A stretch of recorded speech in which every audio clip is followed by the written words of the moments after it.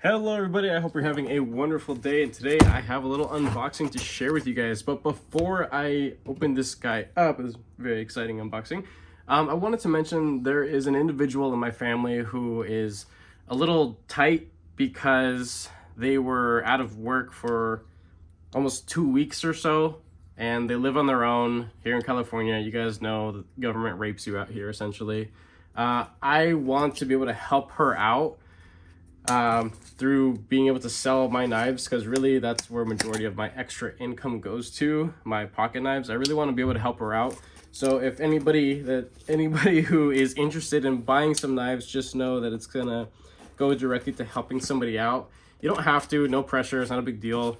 I'm planning to send her a couple $100 anyway, but just know that if you guys are planning to pick up some knives, just message me on nafsale.com, just the tip EDC, and just know that you're I guess what you're spending is going to go to help somebody out in need. So that's definitely something that I would very much appreciate, and so would she. So besides all that, this is a knife from LTK Lee, I believe is his name. I forget his last name, but he runs a channel, Love Them Knives.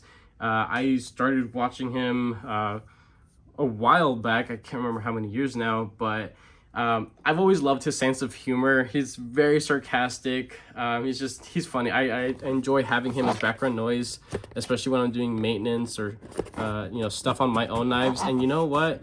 He's done what most YouTubers aspire to do eventually, to design, to create, to make their own knives. And he's actually partnered with We Knife Co. to bring one of his designs to life. Now this is actually his second design. He did something with Max, another knife designer, and Tucson, but it was a knife that apparently had a lot of inconsistencies. It was a very large, overbuilt button lock knife from Tucson. It looked really cool, just wasn't for me. I believe they're kind of difficult to get now, but this is going to be a more practical design. So here we go, typical WE packaging. Something that you don't really get with a lot of WE knives is extra hardware. So here we have 4 body screws with a little bit of Loctite already on them. That's very much appreciated. A full-size cleaning cloth. Does it say LTK on it? No, I don't think it does.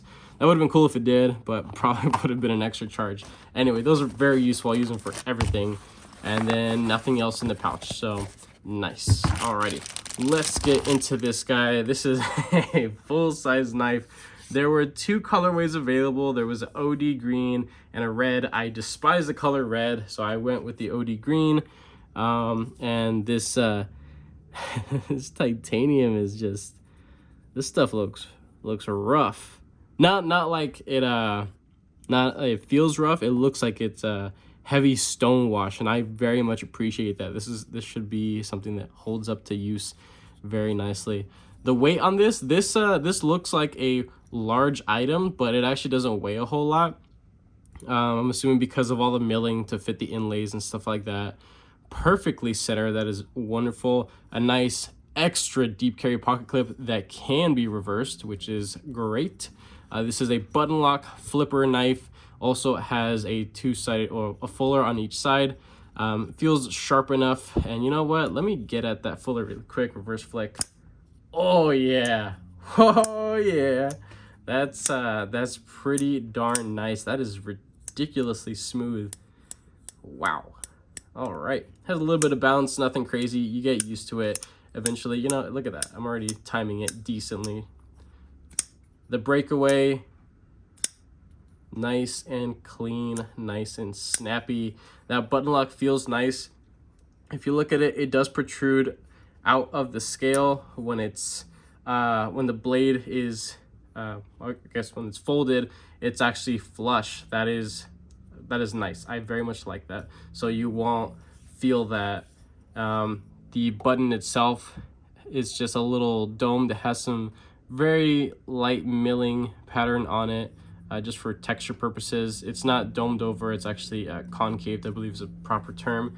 Let's see the thumb flick.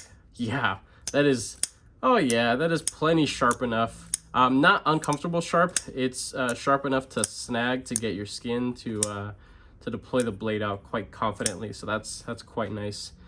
Grip, beautiful. Choked up, wonderful. Nice jimping here on the spine. It's not crowned or anything schmancy like that, but it is very well finished, and I don't expect anything less from WE knives. So let's take a look at that edge, that blade finish. It goes to match with the tie scales. That's beautiful. That really is. I like that.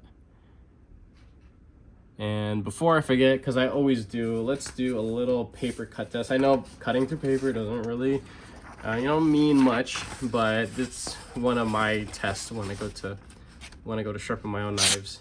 Yeah, a nice, wonderful working. Take a look at those curlies you see there, nice and bitey. Oh, look at that. Look at that. Hinder can't do that. Who else? Hogue, probably not. Who else?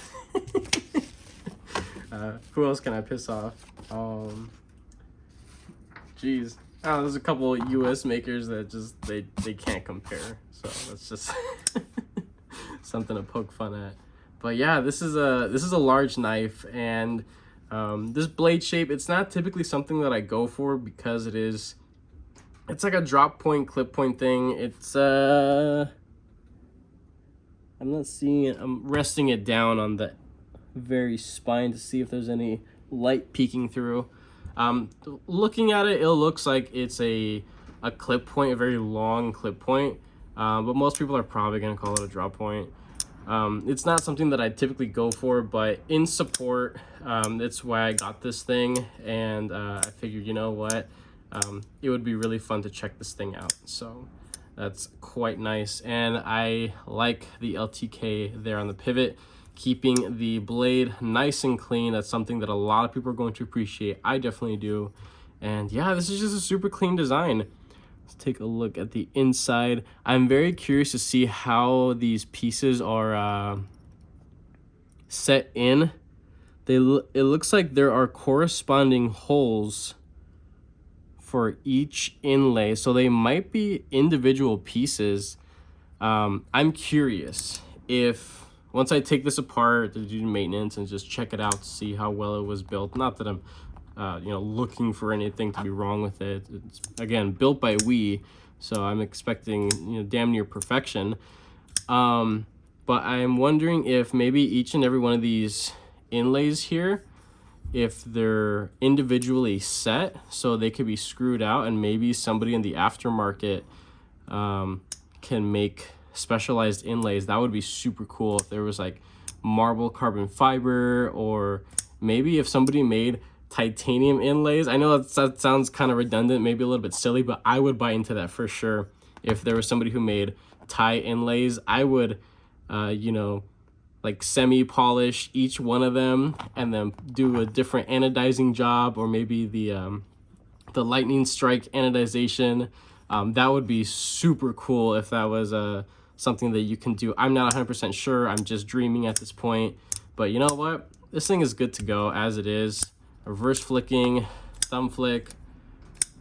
The jimping on that flipper tab is plenty sharp. And you know what? This is something that a lot of companies miss. They only ever put the jimping on the very top of the flipper, but having just 1 to 2 more jimps rounding that flipper tab makes a world of a difference, and you don't slip off almost never. It catches you just right, and it feels good. Quite nice. So I definitely enjoy that. I'm sorry that I'm like almost flipping it basically off camera, because this is actually a very large knife. I don't typically do like specs and whatever, but we could do a quick little size comparison and a weight really quick here. 4.4, nothing crazy. Sounds about right for a knife this size, and I actually have my comparison size knives out. Let's use the PM2.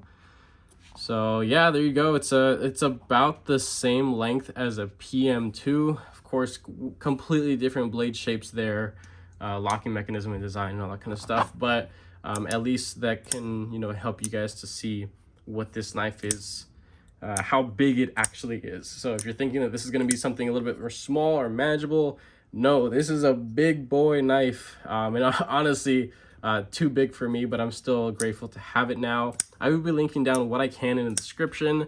I don't know if they're available or not. I doubt they would be, because I think they were selling out pretty fast and there was just a limited run. I can't forget how many, but it was a very limited run, and it might just be a one-time thing. Who knows? I don't know. Lee and we are the only people that really know. So take a look, watch some of his stuff. Maybe he has updates, maybe a V2 where different ideas are coming up. I don't know, but I think this knife is going to be pretty fun to mess around with. So that's pretty much it. I hope you guys enjoyed this unboxing. I know I definitely did. I'm going to be couch flipping this thing like crazy, annoying my family. If you guys like this video, go ahead and leave a thumbs up. If you guys are subscribed, thank you so much. I most definitely appreciate your support. And if you want to go ahead and help support one of my family members by buying something, you guys get a very cool knife that is reasonably discounted on NAF sale, and those proceeds are going to go to helping out one of my family members. So I'm sure she'd definitely appreciate that. If you guys are not subscribed, go ahead and consider subscribing, turning on your notification bell so you're notified of unboxings, giveaways, channel updates, and all that cool stuff that I have to offer for you guys. So with that being said, I hope you have a wonderful day. And Lee, good job, dude. This thing is freaking sick.